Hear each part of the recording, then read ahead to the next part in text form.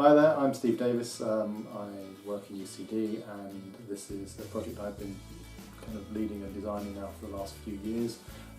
We've been digging up here now for 2 years, so we're working up on the monument on the hill. There are a whole series of monuments, so it's that one on top of the other really, so it's quite a complex, long duration monument up there. This year what we're doing, we're being kind of supported by a number of different funding agencies. So we have funding from the Ward Excavations grant scheme, we have funding from the County Council, we have funding and support from the Office of Public Works, and also we have some funding from the Heritage Council here this year from the Community Grants Programme, so to do specifically our media and outreach component of the project. But what we're doing really this year is we are targeting, well, initially we were to target one large area, which was targeting an earlier, much larger enclosure on top of the hill, really a hill fort in all probability, closely spaced, multiple ditches, quite an unusual monument. So that's one of the things we're doing.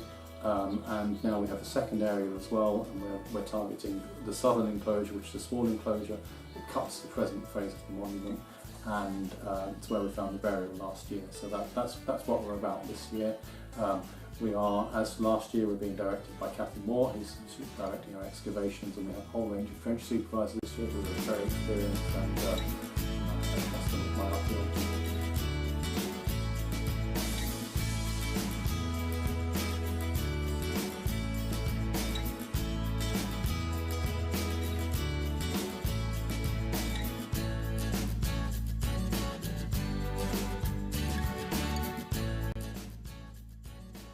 Hi, so what we're doing is we're making a scaled plan of our ditch. Everything we draw is to scale, showing all the stones and the ledges, so that when we look back at these drawings later on, we can know exactly how things are supposed to be in the site. You can make the argument that you could just take a picture, but a picture doesn't give you the scale. So this way we can also give emphasis on certain things that might get lost in a photo, like exactly where the line of the bedrock is, or the extent of a platform, or other cuts that we see that might not be as apparent in a photo. We also use some symbols to indicate when there's a slope or different features that we want to draw out for analysis later.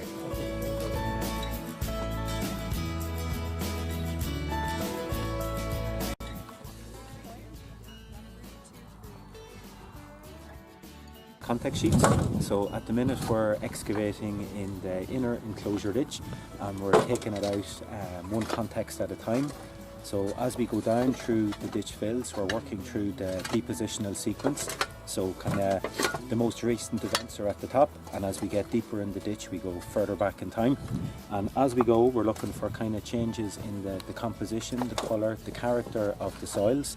And when we can identify one that's quite different from the ones that preceded it, we know we're onto a new context, and we very carefully record it in quite a level of detail. So we'd record elements like the colour, the composition, if there's stones, what type of stones, how big they are, what shape they are, what type of sediment is in the soil, is it a clay, is it a silty clay.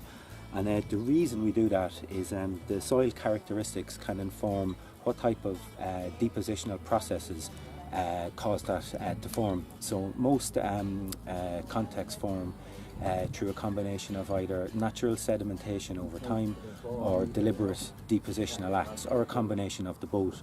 So as we've worked down through these fills, we found ones that are fairly sterile, they contain mostly stone, and we can know that those deposits formed very quickly, like a deliberate active deposition. And then we have other deposits which are very charcoal rich, they contain lots of animal bone, and that looks like there's quite active, possibly settlement or cultural activity that's occurring around the time those deposits are forming. So it's one thing seeing it as you're digging it, but it's really important that you make a detailed record of those contexts as you're excavating them. So that forms the archive, that forms the permanent record of our work here on the site, and the director, Cathy and Stephen, can use that information to try and reconstruct the events when they've informed it with the specialist analysis of the bone, of the charcoal. So it's it can be a tedious part of the job, but it's a really important part, because this is the permanent record of our work here on the site. And if you're not doing this, it's just treasure hunting.